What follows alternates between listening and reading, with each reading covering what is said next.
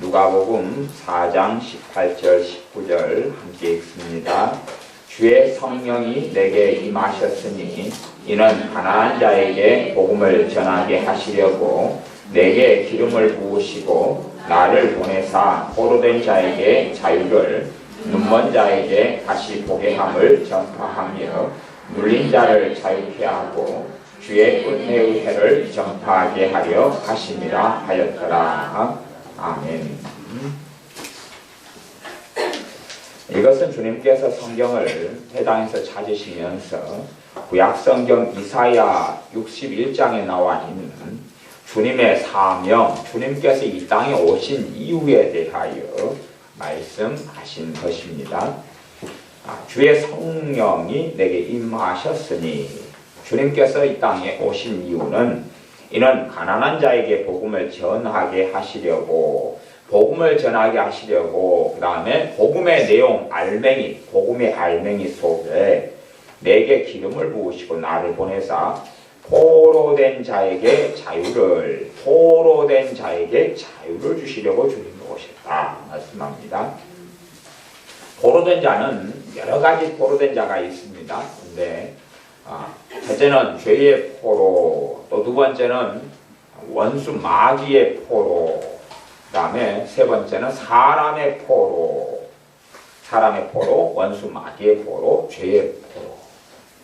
눈먼 자에게 다시 보게 함을, 육신의 눈만 가지고 영적인 눈, 또한 믿음의 세계와 진리의 세계를 보지 못하는 사람에게, 하나님을 만나지 못하고 알지 못하는 사람에게 다시 보게 함을 전파하며 눌린 자를 자유케 하고, 눌린 자는 억눌린 사람을 이야기하죠. 사람에게 억압과 학대를 받는 사람을 기본적으로 말씀한다, 그렇게 이야기할 수 있습니다. 이런 사람을 자유케 하시려고 오셨다. 이 억눌린 사람, 눌린 사람을 자유케 하는 것이 우리 주 예수님의 복음에 들어가 있는 복음의 내용 가운데 하나입니다. 그래서 주님의 은혜의 해를 전파하려 하심이라, 이렇게 오셨다 말씀합니다. 그러나 이 복음의 내용들, 복음을 통하여 믿는 사람이 누려야 할 것들은 결코 자동적으로 이루어지거나 오지를 않습니다. 자동적으로 이루어진다면 성경은 필요가 없습니다. 자동적으로 이루어진다면 이 말씀을 주님이 하실 이유 자체가 없습니다. 그냥 되어져 버리는 걸 뭐라고 이야기하겠습니까?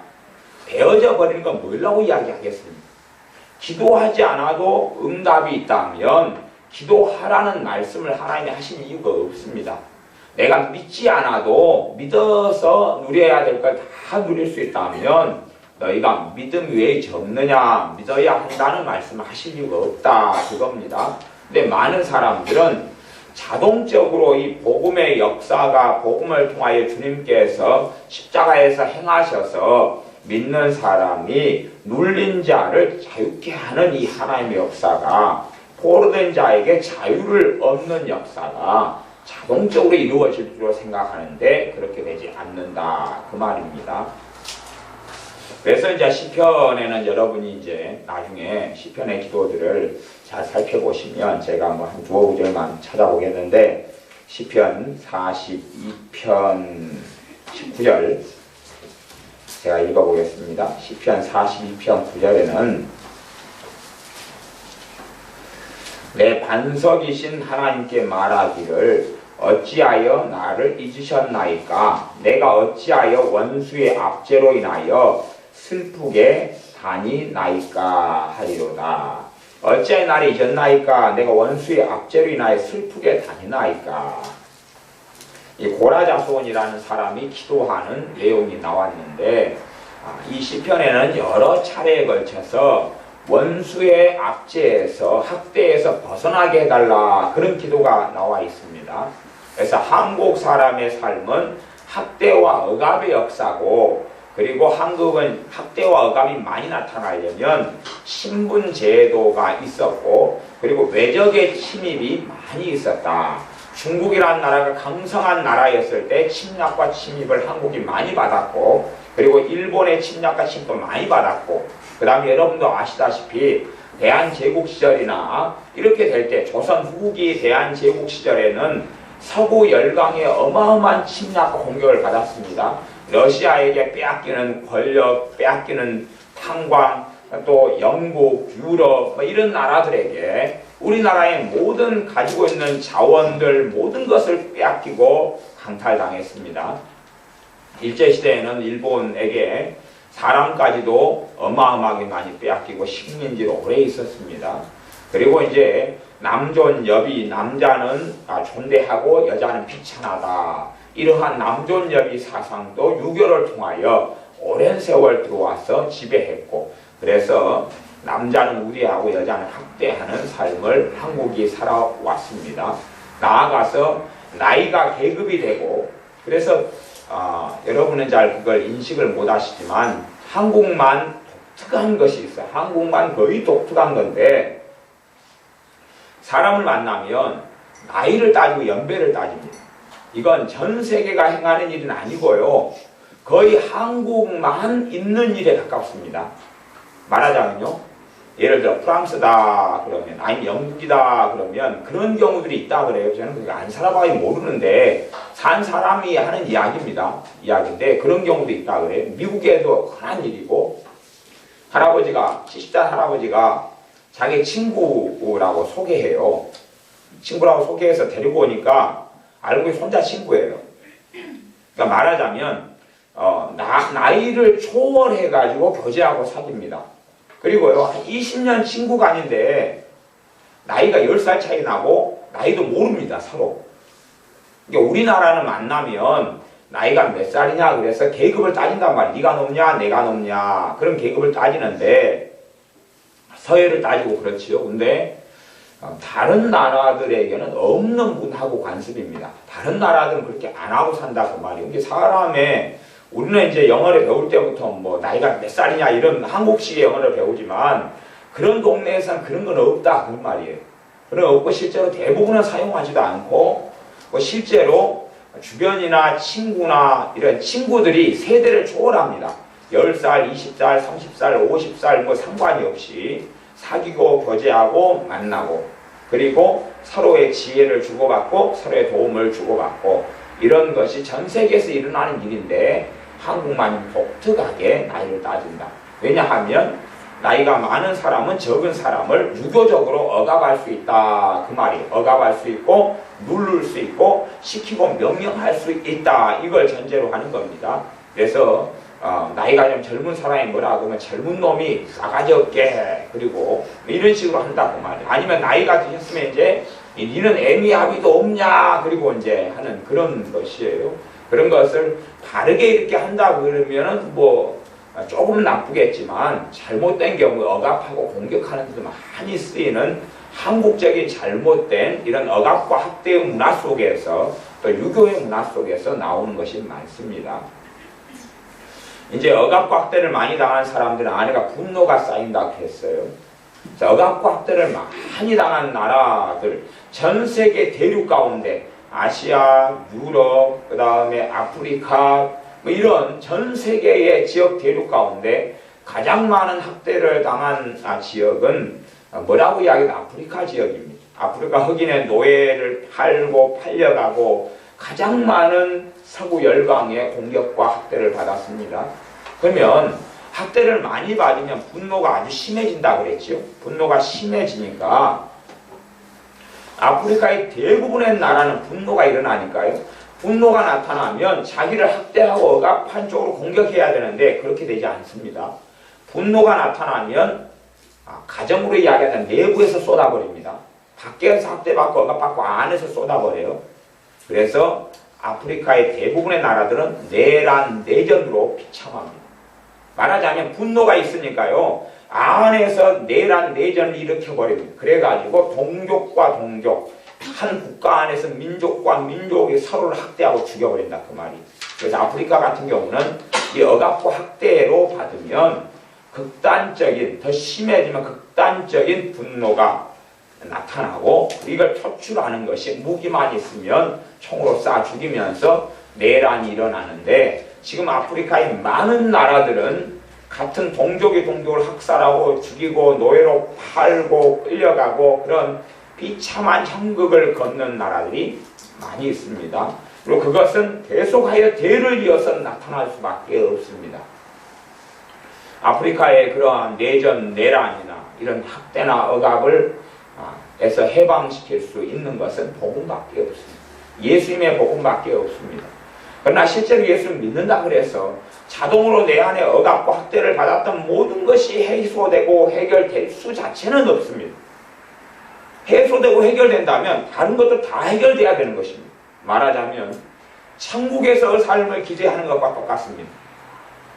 두려움도 다 없어지고 100%, 근심도 다 없어지고, 두려움도 절망도 다 없어지고, 안 좋은 거 다 없어져야 되는데 그런 경우는 이 땅에 사는 동안에는 존재하지 않는 일입니다. 그러나 하나님의 말씀을 통하여, 복음의 역사를 통하여 우리가 주님의 말씀대로 자유케 하러 오신 주님, 눌린 자를 해방시키러 오신 주님의 은혜와 능력을 입어서 해방되고 자유케 되는 것은 가능하다, 그 말입니다. 가능한데 첫 번째 해야 될 것은 뭘 해야 되느냐? 기도를 해야 된다, 그렇게 말씀했습니다. 시편 43편 2절도 그렇고 42편 9절, 40편 9절이나 43편 2절이나 거의 비슷하지요. 잘 봐보세요. 주는 43편 2절에는 주는 나의 힘이 되신 하나님이시여늘 어찌하여 나를 버리셨나이까? 내가 어찌하여 원수의 앞절이 나를 슬프게 다니나이까? 사실은요, 환경에서 원수가 압제하고 공격하고, 사실은 그 원수들은 환경도 그렇지만, 우리가 대한민국이 있었다, 일본 시대다 그러면 일제가 압제하고 억압하지만 이것이 집안 안에서도 내리 있습니다. 집안 안에서 원수는 가족이고 부모고 형제가 되겠죠. 그런 압제와 학대를 당하고 산다, 그런 말이에요. 그런 것 때문에 압제를 당하고 학대를 당한 사람이 학대자가 된다, 이 구조가 된다 그랬습니다. 왜냐하면 분노가 학대를 받을수록 쌓이잖아. 이 안에 쌓이니까 나보다 강자 세계 속에서는 찍소리를 못하고 살고, 나보다 약자를 만나면 이제 이 분노는 표출돼 나가는 것이에요.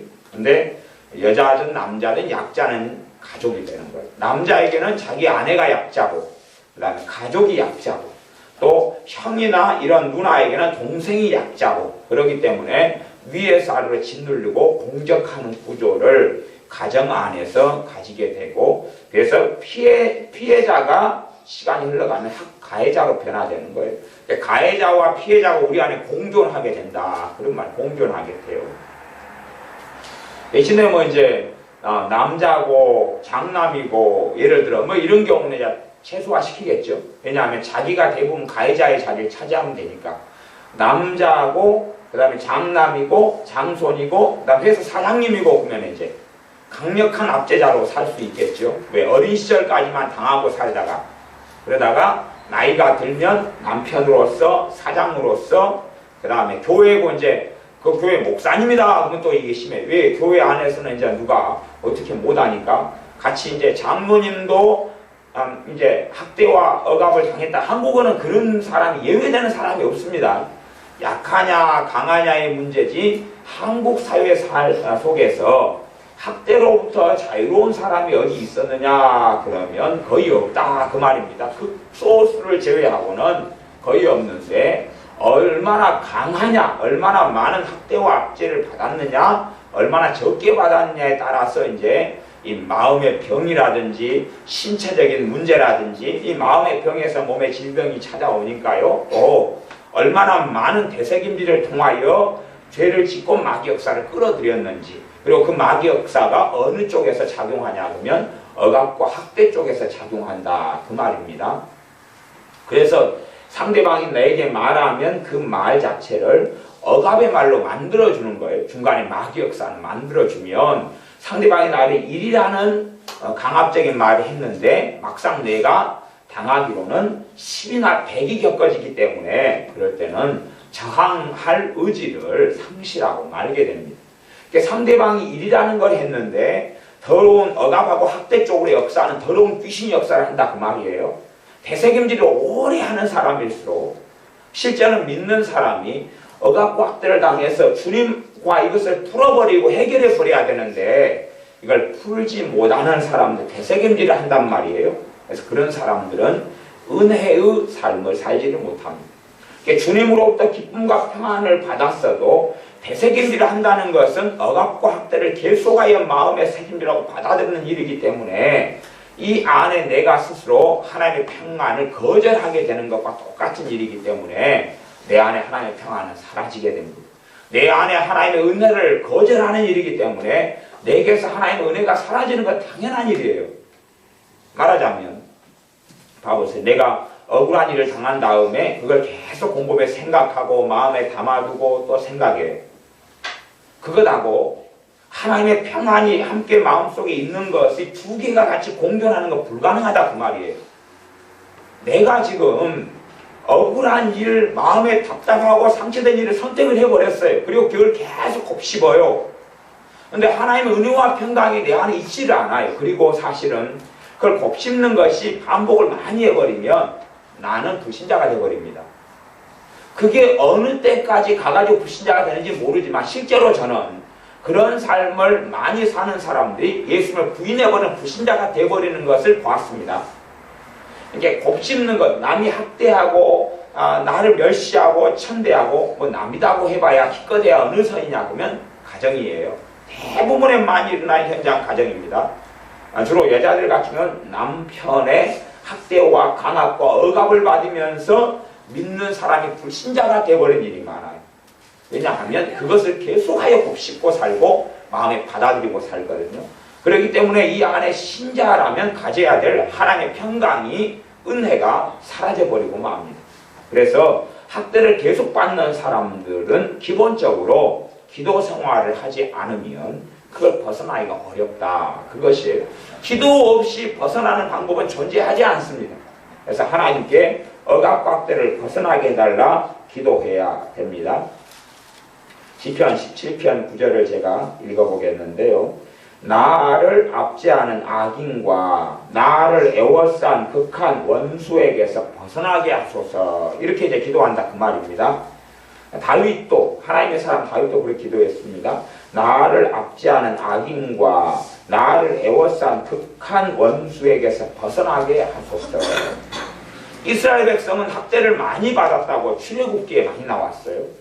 신명기에도 그 이스라엘 백성이 애굽의 이집트의 학대와 억압을 압제를 받은 내용이 여러 번 기록되어 있습니다. 그런데 억압과 학대를 받아가지고 내 몸은 벗어났어요. 벗어났지만 문제는 마음은 벗어나지 않는다 그 말입니다. 여러분이 교통사고를 한번 당했어요. 그래가지고 병원 신세를 한 달 졌어요. 나와가지고 한 달 동안에 몸이 치료가 됐어요. 근데 마음의 교통사고 난 충격과 문제가 그것도 함께 치료되고 없어지냐 그 말이 안 없어집니다. 그대로 있어요. 있기 때문에 교통사고 나기 전과 후가 운전하는 것이 틀려요. 운전할 때 더 긴장이 있고 두려움이 있고 스트레스가 있어요. 그걸 극복하는 데는 시간이 오래 걸리게 되거나 혹은 평생 극복하지 못하고 죽습니다. 그런데 교통사고는 한때의 사건에 불과하고 그것도 영향을 받아 치료하는 것도 한 달이거나 한때의 사건에 불과한데 억압과 학대는 아버지나 어머니나 부모나 형제로부터 받았는데 내가 그것을 주님에게서 치료받지 않고 자유케 되지 않는다면 평생 갈 수밖에 없는 일이다 그 말입니다. 또 평생 갈 뿐만 아니라 그것을 곱씹는다면 그걸 계속하여 되새김질하고 반복한다면 훨씬 더 심화되고 커지게 됩니다. 훨씬 더 힘들게 되고 훨씬 더 고통스러운 세월과 삶을 살다가 인생을 마감해야 됩니다. 예수를 믿는 사람들도 억압과 학대 문제를 해결하지 않으면 그 무거운 짐을 죽을 때까지 짊어지고 삽니다. 몸으로 이야기한다면 우리가 몸무게가 무거우면 아내가 이제 지방이 많을 것 아닙니까? 그럼 내가 예수를 믿으니까 우리 지방이 자동적으로 자동 분해돼 가지고 사라져서 뱃살, 옆구리살이 없어집니까? 안 없어집니까? 안 없어지죠. 그것처럼 마음의 무거운 짐이 내가 예수를 믿으니까 자동으로 연소돼 가지고 없어지지 않는다 그 말입니다. 내가 치워야지만이 없어지는 것이고 내가 주님 앞에 내에 놓아야지만이 없어지는 것이 아마 그런 사람이 있다고 생각해 보십시오. 이 불상을 갖다가 손을 비비고 귀신에게 절하고 막 이런 사람이 예수를 믿은 다음에 집안에 방 안에 가보니까 불상이 그대로 있는 거예요.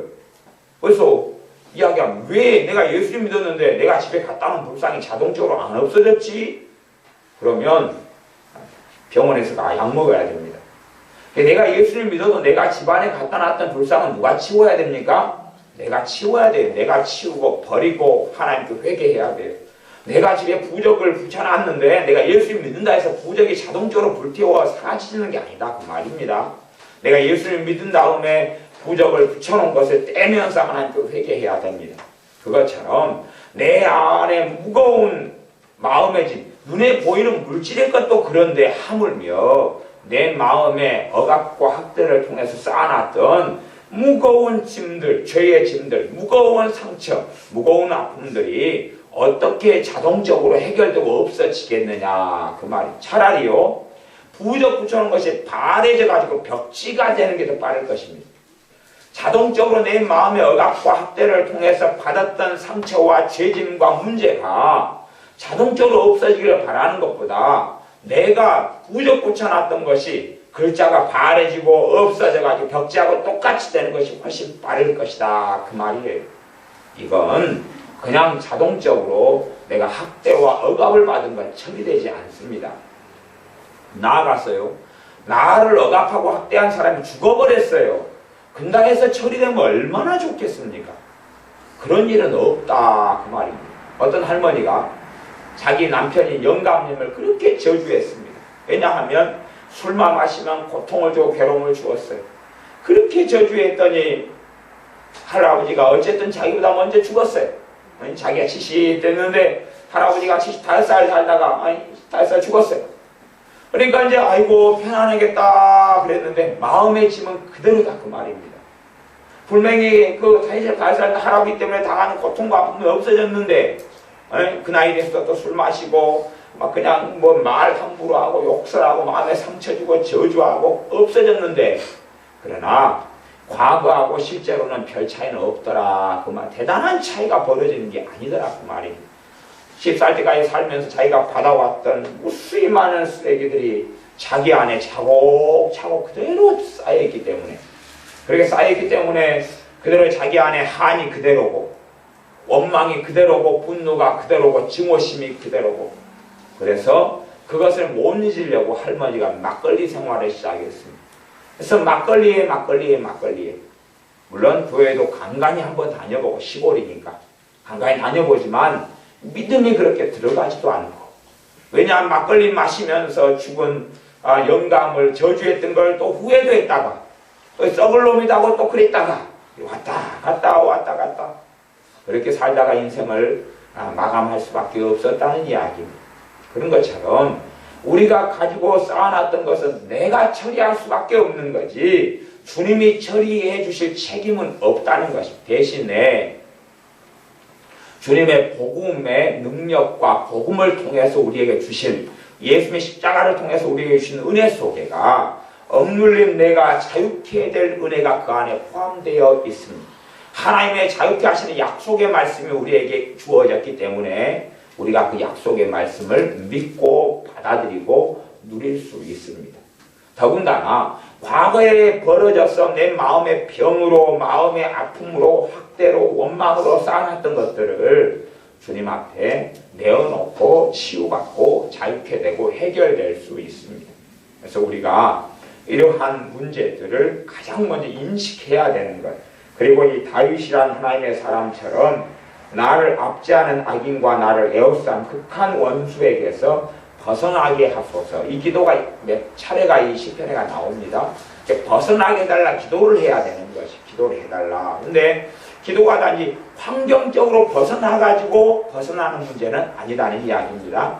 우리 안에서 이미 그 문제가 들어왔기 때문에 이 안에 내 안에서 받았던 학대와 억압을 통해서 받았던 영향력들이 없어지고 처리돼야지 그렇지 않으면 이게 계속 몸에가 있기 때문에 이 억압과 학대를 많이 당한 사람들은 몸에가 연약함이 나타납니다. 연약함이 찾아와요. 몸이 약해져요. 그냥 모든 부분이 약해요. 자, 젊을 때는 의지력이 있기 때문에 좀 컨트롤을 합니다. 근데요, 나이가 들어가면 젊은 이런 에너지도 떨어져 버리기 때문에요. 그래서 의지력이 약해지고 몸을 좀 어느 정도 건강하게 잡아놨던 것을 어느 때 이상 잡을 수가 없게 됩니다. 그리고 사실 젊었을 때조차도 몸이 계속 약하게 됩니다. 이게 보통 건강한 사람들이 살아가는 것하고 몸이 좀 다르다 그 말입니다. 달라서요. 심장도 약하고요. 위장도 약하고요. 그 다음에 간도 약하고 뭐 이런 대부분 대장, 소장 뭐 이런 전반적으로 약해요. 몸이 약하고 그 다음에 몸을 좀 일을 좀 하면 몸이 좀 빨리 지치고 그 다음에 마음에 낙담이 찾아오고 종종 자주 오는 불안감이 찾아오고 절망이 찾아오고 긴장이 찾아오고 그래서 예기치 못한 일이 벌어지면 스트레스를 많이 받고 압박을 많이 받아요. 그 다음에 그 사건이 지나간 다음에 몸이 지쳐가지고 어쩔 줄 모르는데 힘든데 거기에 가정 살림이나 일까지 있고 직장까지 다녀야 되는 경우 같으면 엎친 데 덮친 격으로 굉장히 어려움을 많이 겪어야 되고 지친 세월을 많이 보내야 됩니다. 그런 삶이 계속 반복을 해버리면 참으로 인생과 삶은 힘들고 어려워져요.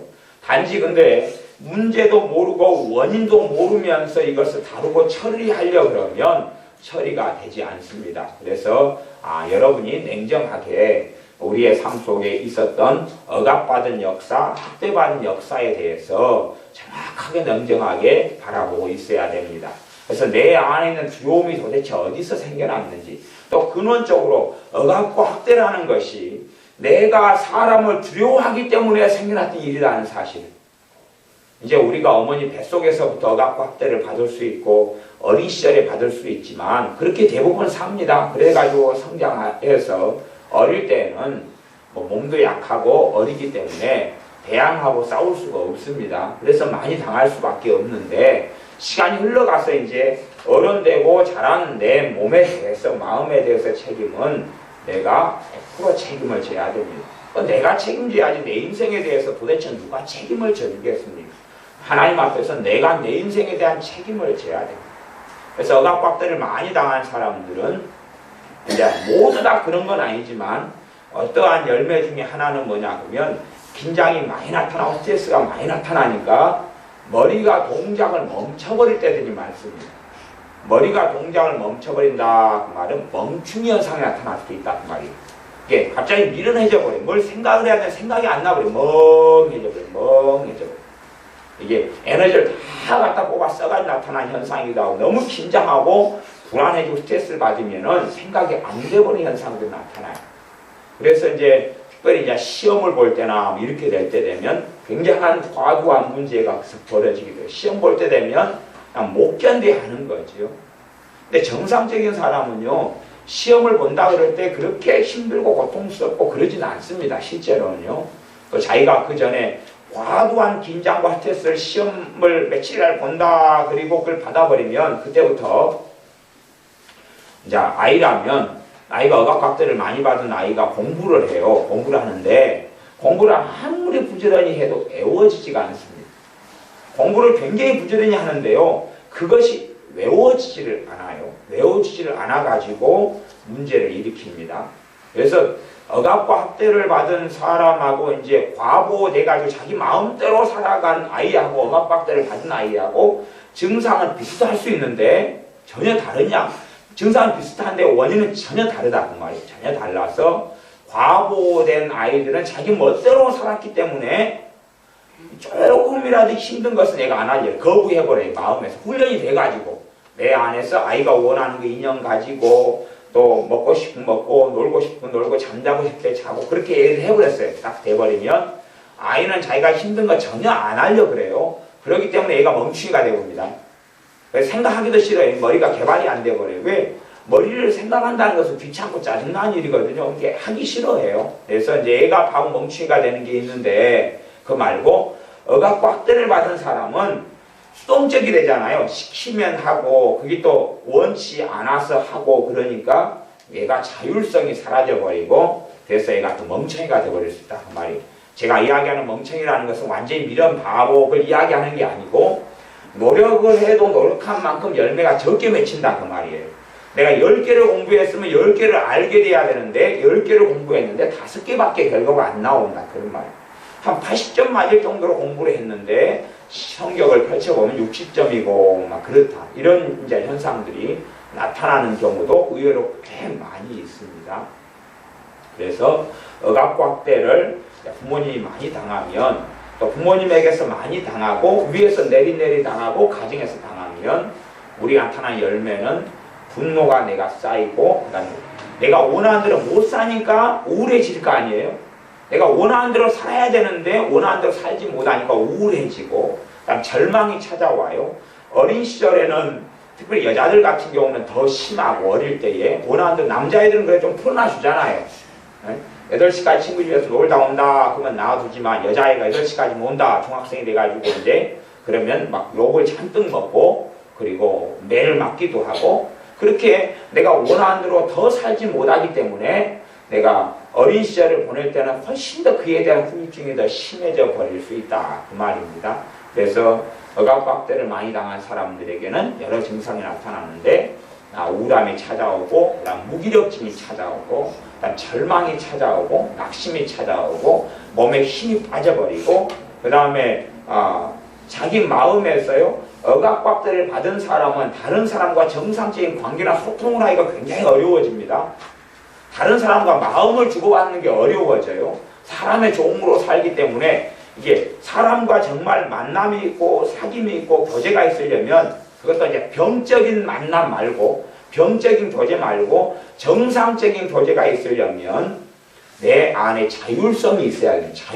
자율성이 있어야지만이 정상적인 친구 간의 만남도 가질 수가 있어요. 근데 이 자율성이 없는 사람은 아이라도 친구를 선택하고 만나면 이상하게 병적인 관계에서 친구를 선택합니다.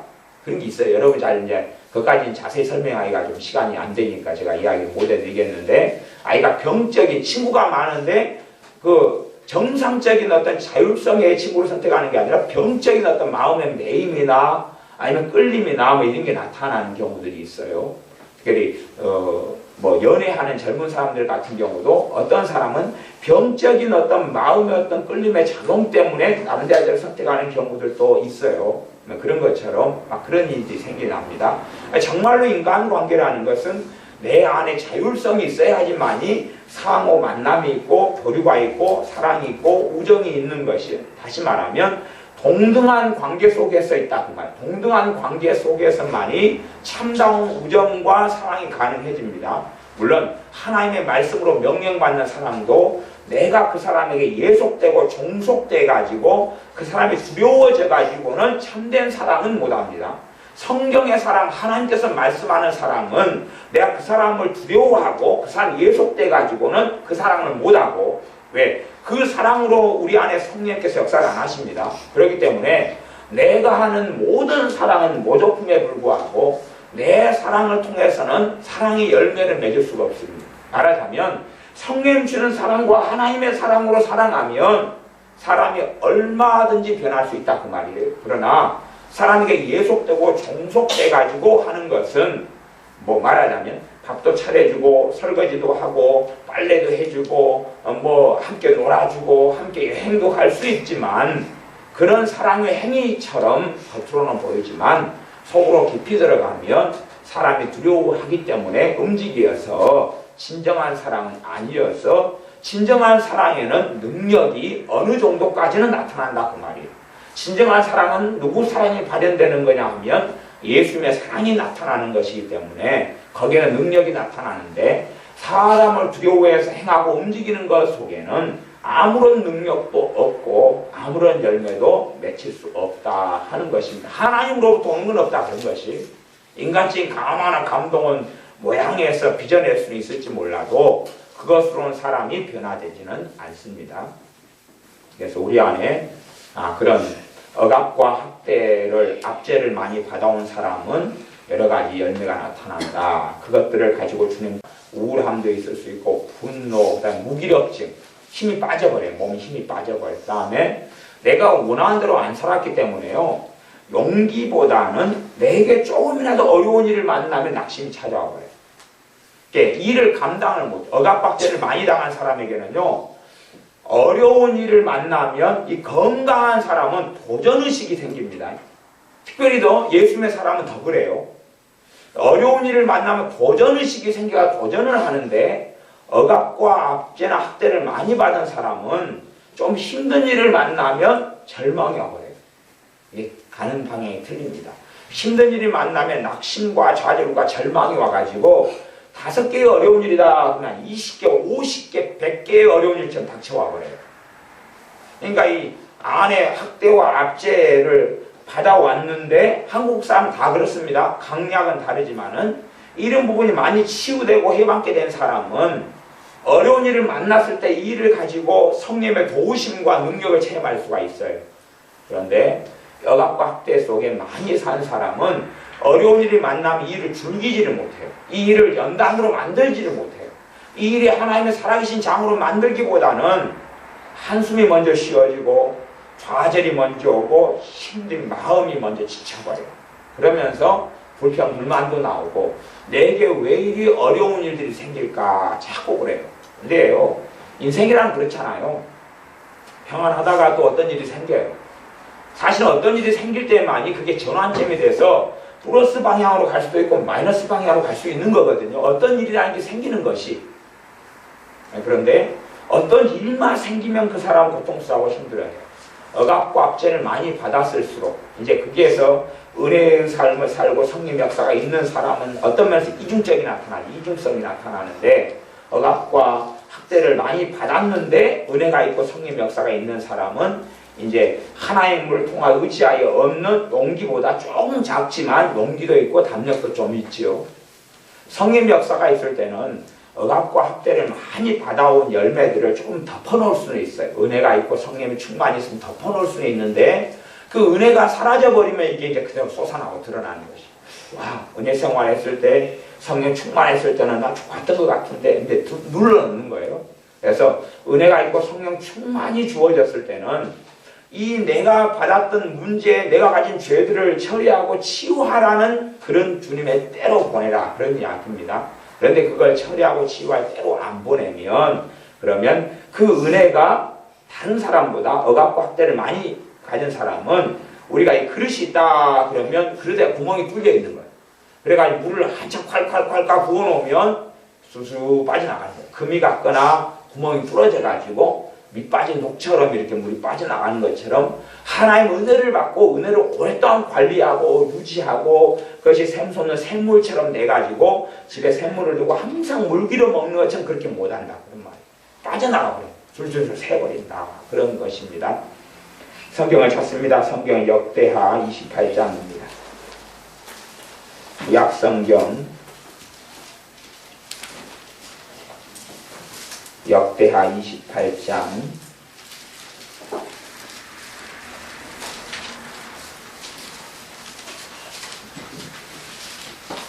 역대하 28장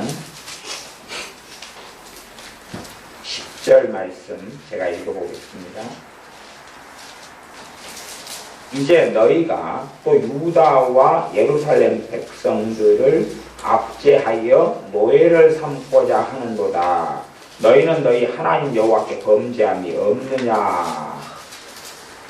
11절 그런즉 너희는 내 말을 듣고 너희가 형제 중에서 사로잡아온 포로를 놓아 돌아가게 하라. 여호와의 진노가 너희에게 임박하였느니라 한지라. 봐보세요. 사람을 예루살렘 백성들을 압제하여 노예로 삼고자 하는도다. 사람을 노예로 삼아요. 그러니까 그런 사람에게 뭐가 나타나냐면 11절 하반절에 여호와의 진노가 너희에게 임박하였느니라. 사람을 압제하고 노예 사는 사람에게 뭐이 나타난다고요? 하나님의 진노가 나타나는 것이. 근데 이 무서운 것이 뭐냐 그러면요, 가정 안에 일어나니까.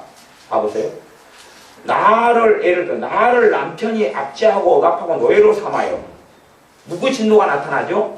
하나님의 진노가 누구에게 나타나요? 그 사람에게요.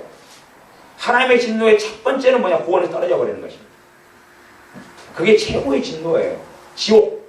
지옥의 보장. 하나님의 은혜의 소멸, 주님을 믿는 믿음의 소멸 상실. 그 다음에 이제 두 번째로 인생에 화가 닥치고 재앙이 닥치고 안 만날 사람을 안 만나고 그 다음에 물질 재물이 빠져나가고 이제 그게 이제 부차적인 문제. 이런 것이 하나님의 진노를 통해 나타나는 것입니다. 가정의 파괴, 무너짐, 또 부부관계 행복의 상실, 자녀로부터 얻는 존경의 상실, 대인관계의 무너짐. 그래서 아셔야 됩니다. 내 가족 가운데 누구는 학대자고 억압자고 나는 그걸 피해자다 하면 어쨌든 간에 그 사람에게 하나님의 진노가 나타난다는 사실. 이건 진리입니다. 그냥 하나님의 진리예요. 하나님은 공의로우신 하나님의 정의로운 하나님이시기 때문에 이렇게 되는 건 당연한 것입니다. 그냥. 그래서 우리가 내 가족을 사랑하는 최대의 방법은 우리가 내 가족이나 남편이나 아내의 노예가 안 되는 것이에요. 그래야지 그에게 진노가 하나님의 진노가 나타나지 않는 것이에요. 노예가 되어버린다면 그가 아무리 하나님을 찾는다 그래도 사실은 하나님의 진노가 그보다 앞섭니다. 사람들은 그렇게 생각해요. 내 남편이 나를 학대하고 억압하는 걸 계속 받고 그 사람의 노예로 살아가요. 그러면서 하나님께 기도해요. 하나님 그 사람이 하나님께 돌아오게 해주십시오. 그러면요 무슨 기도가 하는 거냐 하면 하나님은 거짓말자인가 되십시오 그거예요. 하나님이 이렇게 말씀해 놓고 하나님은 거짓말자인가 되시고 하나님은 불의의 일을 행하십시오. 하나님은 진리를 버리십시오. 하나님은 하나님 되지 마십시오. 그거 기도하고 똑같아요. 그러니까 이게 기도일까요? 뭘까요? 알 수가 없는 거예요. 그래서 내가 사람으로 하여금 억압과 학대를 받아서 그 사람의 노예되는 걸 거절하지 않으면 그 가족은 하나님의 사람은 살 수 없는 거예요. 생각해보세요. 내가 아빠예요. 내 자식들을 내가 노예화시켰어요. 내 아내를 노예화시켰어요. 이 사람은 절대 주님의 사람이 안 됩니다. 특별히 그 자녀들이 더 믿는 신자들이라면 더 그래버려요. 왜? 하나님의 진노가 나타나기 때문에 그렇게 될 수가 없는 거예요. 성령의 사람, 기도의 사람, 예수님을 만날 수도 없고 영접하기도 극단적으로 어려워요. 그러니까 우리가 가족에게 줄 수 있는 최고의 사랑은 뭐냐면 나를 노예화하는 데서, 자식을 노예화하는 데서 스톱을 하게 만드는 게 최고의 사랑이에요. 그게 되지 않으면 그 사람은 굉장히 강팍하게 됩니다. 왜? 가해자, 학대자는 죄가 어마어마하게 크거든요. 그 죄가 어마어마하게 큰 그 죄를 지고 살아야 되는데 가해자 학대자로 20년을 살았어요. 30년을 살았어요. 50년을 살았어요. 어떻게? 하나님의 진노가 얼마나 무섭고 무서운데 그래서 하나님의 심판, 하나님의 손에 빠져들어가는 것이 얼마나 무서운 줄 아느냐. 그렇게 하나님께서 경고하시는데 하나님의 진노에 빠져들어가는 것은 무서운 줄 알지 못하는 거죠. 그러니까 우리 이중적으로 기도하고 이중적으로 사는 거죠. 우리가 사람의 노예가 돼서 그래서 너희가 또 유다와 예루살렘 백성들을 압제하여 노예로 삼고자 하는도다. 그러면서도 하나님의 진노를 안 받고 축복을 받기 원하느냐? 말이 되지 않는다. 역대하 28장 11절에는 그런즉 너희는 내 말을 듣고 너희가 너희 형제 중에 사로잡아온 포로를 놓아 돌아가게 하라. 포로를 놔둬라. 자유를 누리게 해라. 그런 말이죠. 근데 포로를 그대로 잡고 그 다음에 노예살이를 시켜버린다면 그런다면 그 사람에게는 임박했다. 하나님의 진노가 임박했다. 가까웠다. 그 말이에요.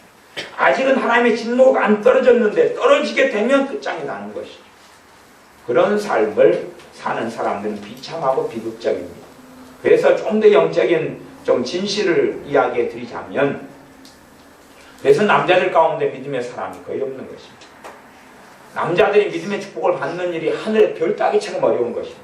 왜냐하면 남자들은 다 피해자로 살아왔다가 이제 가정을 꾸리면서는 가해자가 되거든요. 자식을 노예화시키고 아내를 노예화시키는 대로 들어가니까 절대 이 사람 하나님의 진노는 머물러 있어도 언제 하나님의 진노는 떨어져서 끝장이 나서 지옥으로 떨어지지만 예수님의 사람은 되기는 하늘의 별 따기처럼 거의 불가능하고 어렵다. 그런 말. 그래서 남자들 가운데 믿는 사람은 그렇게 드물게 됩니다. 또 나아가서요. 총각 때까지는 믿음이 좋아요. 남자로서. 청년 총각 때까지 믿음이 좋은데 결혼하고 가정 꾸리게 되면 다시금 믿음이 떨어져요. 왜냐하면 다시 자기 부모에게서 가정에서 했던 분노, 쌓여왔던 분노, 학대의 피해를 이제 아내와 자식에 풀어버리거든요. 그렇기 때문에 억압박대를 많이 받은 남자들은 견고한 진이 있어요. 견고한 진들이 있어요. 견고한 진이라는 건 뭐냐면 말이 안 통하는 부분, 독선적인 부분, 극단적인 부분, 그건 말하면 폭발해버리고 미쳐버리는 어떤 영역들을 많이 가지고 있어요. 적게 가지든지 많이 가지든지 이런 걸 가지고 있어요. 그러니까 독선적인 남자다 그러면 굉장히 무서운 거예요. 독선적이다, 그러니까 편협하다, 아니면 자기의 주장을 절대 철회하지 않는다, 고집을 꺾지 않는다, 그런 것이 이제 사람을 시험하는 확인대가 되는 거예요. 저도 결혼관계 세미나 같은 걸 옛날에는 90년대 이럴 때 좀 하고 그랬는데 요즘엔 불러주는 사람이 없어서. 근데 결혼하기 전 남자 여자들이 좀 사실 많이 들어야 돼요. 근데 많이 듣게 되면 저를 탓할 남자들은 많이 생길 거예요. 왜냐하면 헤어지게 되니까. 근데 치료를 해야 되는 거예요. 사랑하는 관계에서 헤어지라 그런 이야기가 아니라 원인을 진단하고 알고 이성교제하는 사람이 결혼하기 전까지 이걸 어느 정도까지 커버하고 치료를 해놔야 돼요. 그래서 이걸 고쳐놔야 돼요. 또 문제를 알아야지 약이라도 쓰지. 그럴 거 아니에요. 내가 다리가 아프다고 다리를 어떻게 치료해야 될까 그러는 건데, 이 마음의 병과 우리 살아왔던 삶의 패턴이라든지 이런 것들은 모르고 숨겨진 것이 굉장히 많아요. 근데 숨겨진 역사 중에 하나, 가정의 역사, 우리의 삶의 역사 중에 하나가 학대, 억압받는 것, 사람의 노예로 살아왔던 것, 이게 숨겨진 가정의 역사거나 우리 자신의 역사입니다. 그래서 이렇게 많이 받고 살아온 사람들, 거기에서 한과 원망과 증오심과 아픔을 많이 갖는 사람들은 이걸 잘 벗어나지를 못해요. 사무엘상에 보면은 선지자 사무엘이 그렇게 이야기하는 대목이 나와요. 내가 이 세상의 권력자들, 또 다른 권력자들은 너희를 학대하고 압제하고 자기 마음대로 너희를 했는데 나는 그런 적이 있느냐? 나는 너희에게 그런 적이 있느냐? 있으면 이야기해봐라. 그러니까 이스라엘 백성들이 당신은 그런 적이 한 번도 없습니다. 이게 무서운 것이 사실은 뭐냐 하면 사무엘 같은 사람은 주의 종이 돼서 다른 이제 하나님 백성들을 지도하고 그들을 하나님께 이끌었지만 억압하고 학대하진 않았어요. 그런데 굉장히 많은 주의 종들은 억압하고 학대하고 그렇게 살아간다는 거예요. 그런 목회자들이 실상은 제가 볼 때는 한 70, 80% 이상이래요.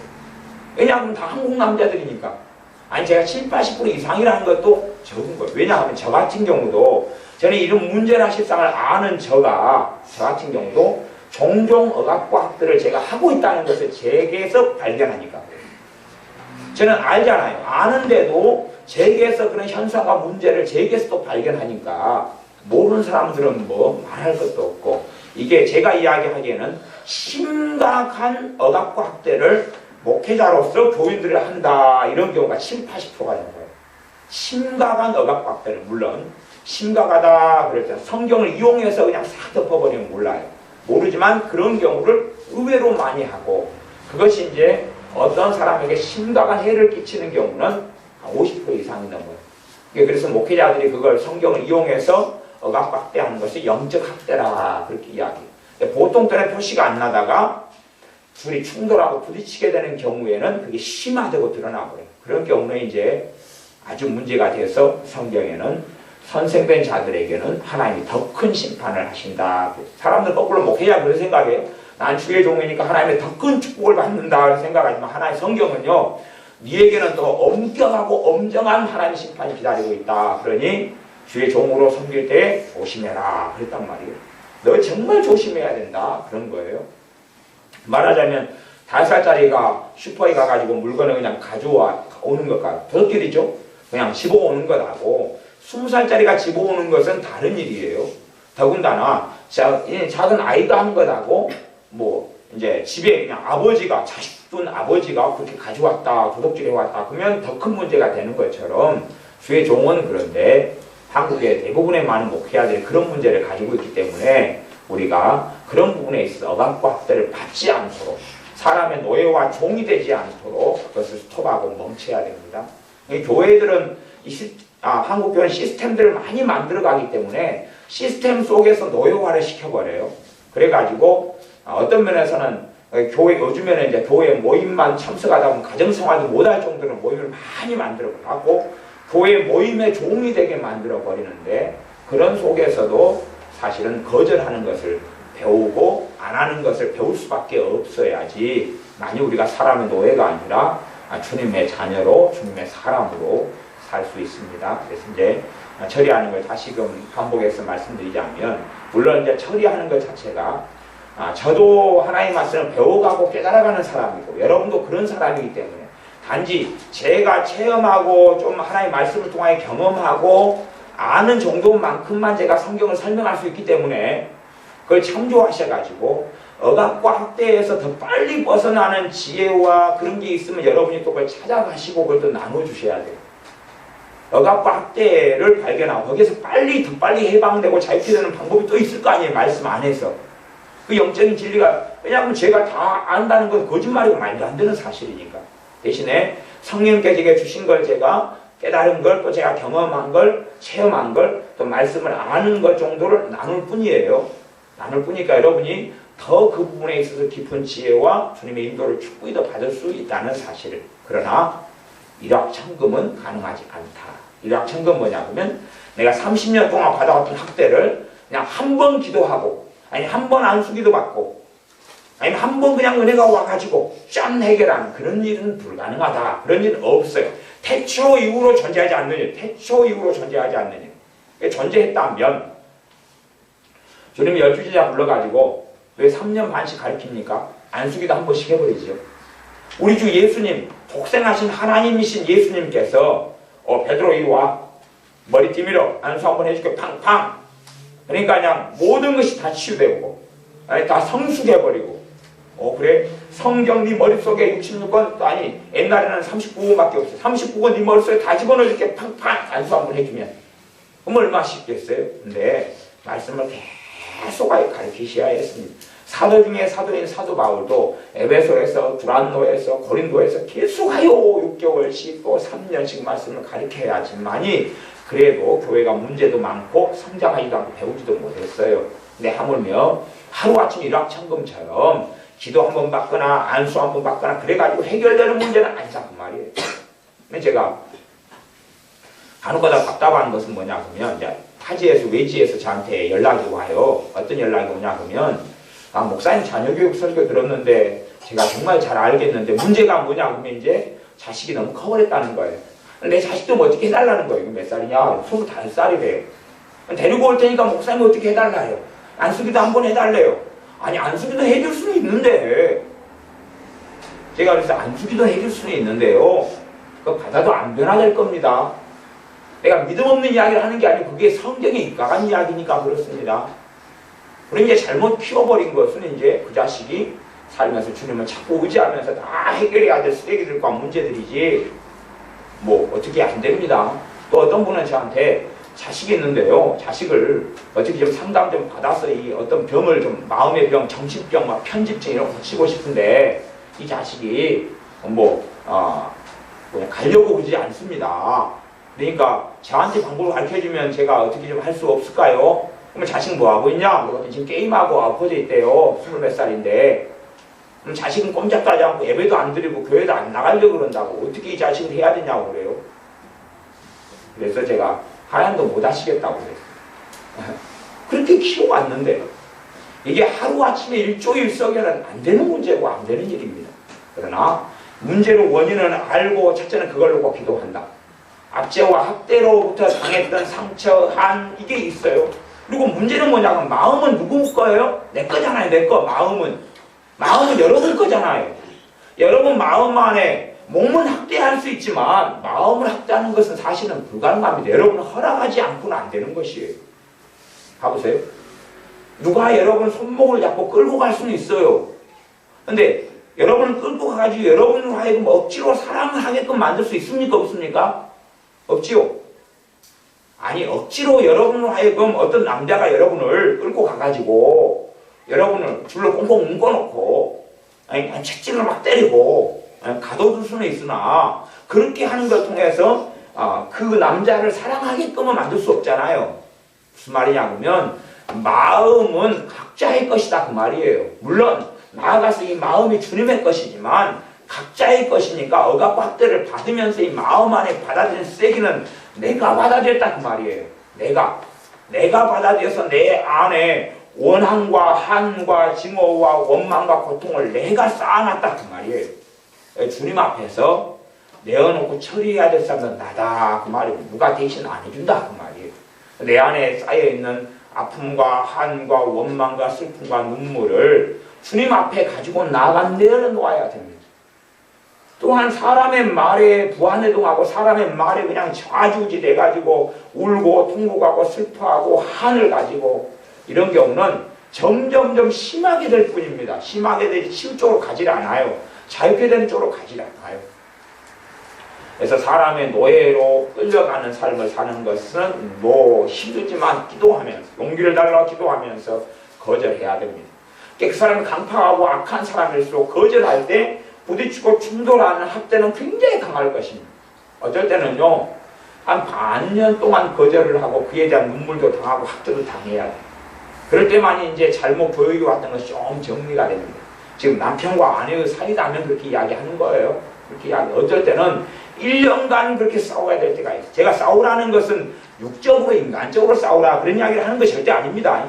그걸 이렇게 알아들으셔가지고 하면 안 돼요. 대신에 남편이 자기 시간표에 맞춰서 밥을 먹는다 그러면 싸운다 그러면 그때는 못 준다 그 말이에요. 이게 밥 하는 이가 아내면 밥 주는 시간표는 남편이 너무 배가 고프고 예를 들어 점심도 굶었어요.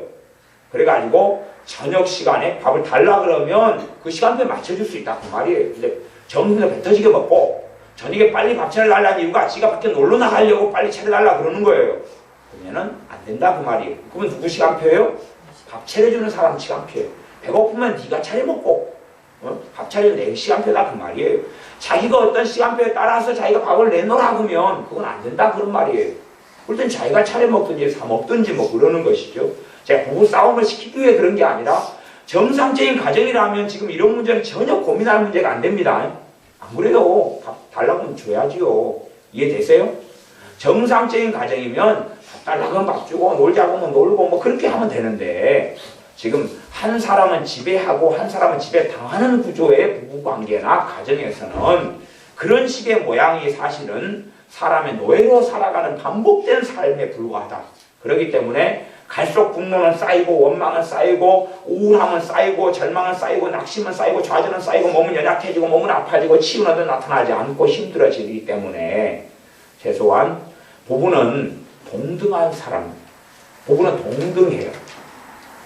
어떤 사람은 성경을 아내는 남편들에게 복종하라 그렇게 봐가지고 그것만 봐가지고 서로 복종하라 이게 더 앞에 있는 명령이고 그 다음에 또 다른 말씀은 남자나 아내나 남편이나 아내나 주님 앞에서는 같다 이 말씀을 보지 못하는 가운데 그 말씀 속에서 해석을 해야 된다고 말이에요. 남자나 여자나 종이나 자유인이나 주님 앞에서는 동일하다 그 말씀을 바탕으로 해가지고 남편의 역할, 아내의 역할을 해석을 해야 된다 그 말이에요. 근데 잘못 해석해버리면 꼭 유교 사상에서 오는 해석을 받아들여가지고 여자가 남편에게 예속되는 삶을 살면서 동등성을 잃어버리는데 하나님 말씀에 따라서 동등성을 회복하라 그 말입니다. 동등성을 회복하라. 여자는 가정부도 아니고 파출부도 아니다 그 말이에요. 제가 부부싸움을 일으키려고 그러는 게 아니에요. 이 동등성을 회복하지 못한 사람은 그걸 회복하지 않으면 계속하여 억압박대를 받게 되고 문제는 그 상대방에게 다시 역대하 28장 11절 하반절을 읽어드리겠습니다. 돌아가게 하라. 포로를 놓아 돌아가게 하라. 여호와의 진노가 너희에게 임박하였느니라. 그 사람에게 하나님의 진노가 임박했다라고 이야기합니다. 그 사람에게 하나님의 진노가 임박했다. 우리는 그렇게 생각하죠. 저 사람이 나를 포로로 삼으면서 하나님 저 사람 변화시켜 주십시오. 언제 달라지게 해주십시오. 그게 아니고 하나님의 진노가 떨어져 버립니다. 진노가 떨어지면 가보세요. 진노가 떨어지면 그 사람 중병이 걸려요. 중풍병이 걸려버려요. 매출에 타져버려요. 누가 괴롭죠? 내가 이제 해야 될 것 아닙니까? 이게 엎친 데 덮친 격이에요. 교통사고 나가지 다리를 잃어버려요. 누가 이제 수발 똥을 좀 받아내야 되죠? 내가 이제 이게 가족이 돼가지고 이게 내가 노예가 되면 하나님의 진노가 임하고 그 피해는 고스란히 다가와 버립니다. 하나님의 진노가 임하면 전대에 구멍이 뚫려버리죠. 사기꾼에게 사기를 당해버립니다. 뭐 안에 있는 내가 고스란히 그 피해를 같이 보는 것이지 따로 떨어져 있는 게 아니에요. 그러니까 누가 내게 학대자다면 그 사람은 하나님의 진노를 언제가 받아요. 근데 문제는 그 사람이 그때 가족일 때는 학대를 스톱하게 만들어야지 나도 안 당하는 것이고, 경제적인 부분이나 모든 부분에 학대자로 살아가는 사람 첫째 하나님 관계에서 진노를 받아요. 하나님과 평화할 수 없고 믿음도 잃어버리고 신앙생활 다 스톱해버리고 믿음을 갖고자 하지만 되지도 않고 말씀이 안 들어오고, 두 번째 경제적으로 몰락이 들어오라고, 정신적으로 때로는 급박하게. 그러면 이제 내가 아내로서 다 뒤집어 쓰죠. 같이 빚 갚아야 되고 같이 돈 날리고. 이것이 하나님의 진노라 그런 말이에요. 그래서 여러분이 무서운 현실에 직면해야 됩니다. 학대자, 억압자의 억압을 스톱해야 돼요. 동등한 자리를 차지해야지만이. 실제로 그래요. 여자도요. 남자 입장에서는 여자가 동등한 여자에게 매력이 있습니다. 왜 남자고 회사 직장 가가지고 다른 여자 자기 마누라 빼놓고 다른 이 여자에게 눈을 돌리냐 그러면, 다른 여자는 동등하고요. 외부 여자는 동등한데 자기하고, 집안의 여자는 이미 하녀로 만들어버렸으면 매력이 떨어져 버려요. 물론 이제 여자가 남자를 지배하는 가정도 있어요. 그런 때는 여자가 남자에 대한 매력이 없어져 버려요. 왜냐하면 말 안 들어 남자가 숭해버리잖아요. 그러니까 그때는 남자의 매력이 없어지기 때문에 여자가 회사 가서 다른 데서 남자를 찾아요. 그러니까 이제 남자가 다른 데서 남자를 찾고 바람나거나 가정을 이제 끊어먹거나 그렇게 해요. 왜냐하면 자기 말대로 움직이는 남자는 그때부터 이미 매력을 상실해버려요. 남자 입장은 똑같아요. 자기 말대로 움직이는 여자는 매력을 상실해버려요. 왜? 동등한 존재일 때만이 매력은 존재해요. 생김새가 어떻게 생겼냐, 미스코리아냐 그런 거하고 상관없어요. 상관없어요. 그냥 매력이라는, 제가 지난주인가 어디 시내를 쭉 오다 보니까 중학교 한 2학년인가 되는 남자애가 그 또래 여자애를 데리고 시내로 활보하더라고요.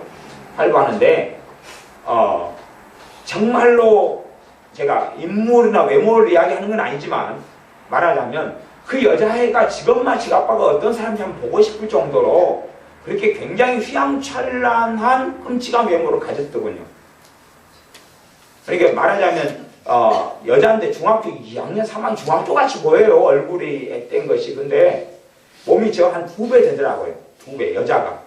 그래서 어떻게 저런 몸매가 나오는 게 가능할까 저 나이에. 그런데 남자애는 그 여자의 손을 잡았던가 팔짱을 꼈던가 하면서 막 좋아가지고 있더라고요. 그래서 제 눈에 안경이구나. 그렇게 이제 보통 몸매 사이즈보다 훨씬 더 풍성하더라고요. 풍성한데 또 얼굴이 이쁘면서 풍성한 사람이 있어요.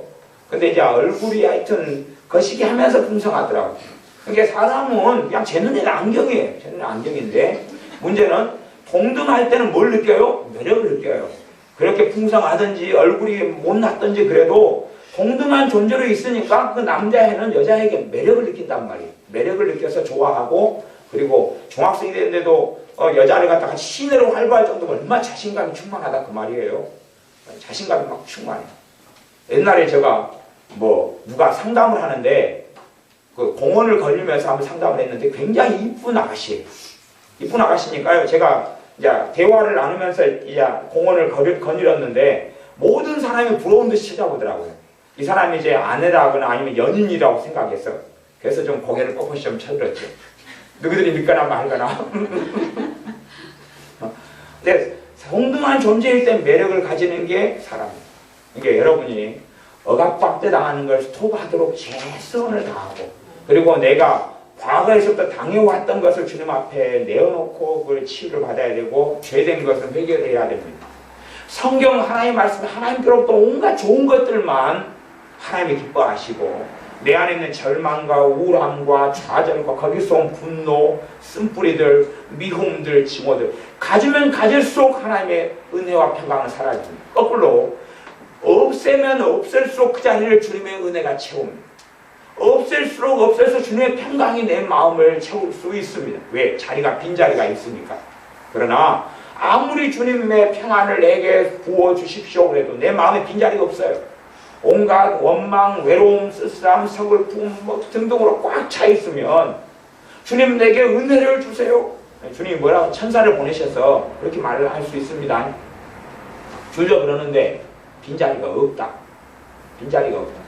우리 집에 누가 가구를 아주 좋은 걸 갖다가 하나 선물해 준다 그러면 우리 집에 빈자리가 있으면 좋지만 방에 옛날 썩은 털스만 가구가 썩어가는 가구가 자리를 차지하고 있으면 그거 버려야지 새 가구가 좋을 거 아니에요. 그것처럼 내 안에 자리를 차지하고 있는 것을 주님 앞에 토해놓고 버리고 회개하고 치우고 그래야지만이 좋은 걸 차고 채울 수가 있다 그 말입니다.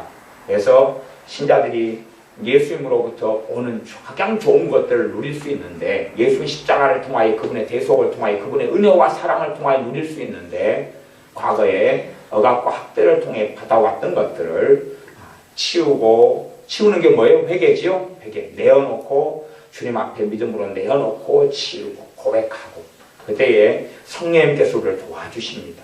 억압과 학대에서 자유케 되는 일을 우리에게 혼자 맡겨둔 게 아니에요. 너희 혼자 해라, 알아서 다 해라 그게 아니라 오히려 성령님께서 신자에게 찾아오셔서 우리가 주님을 의지하고 행하는 사람을 도와주십니다. 기도하겠습니다. 아버지 하나님, 우리의 인생과 삶의 억압과 학대 속에서 많은 무수한 좋지 않은 열매들을 맺고 살아왔습니다. 억압과 학대 속에 원치 않는 일을 하고 원치 않는 행동을 할 수밖에 없고 원치 않는 잔소리와 야단과 혼냄과 비참함과 또한 열등감을 체험하면서 우리 안에 분노와 외로움과 쓸쓸함과 허전함과 의욕이 상실하는 것과 무기력증이 들어오고 우울함이 들어오고 탄식이 들어오며 증오심과 미움이 우리 안에 들어왔습니다. 이것들을 주님 앞에 내어놓고 고백하며 회개하오니 주님 도와주셔서 우리 안에 오랜 세월 동안 쌓아져 왔던 억압과 학대를 통해 들어왔던 무수히 많은 좋지 않은 쓴뿌리들과 나쁜 열매들이 치유되며 처리되며 없어지게 하시고 억압과 학대의 뿌리채 뽑아버릴 수 있도록 주님 도와주시옵소서. 예수님의 이름으로 기도하옵나이다. 아멘.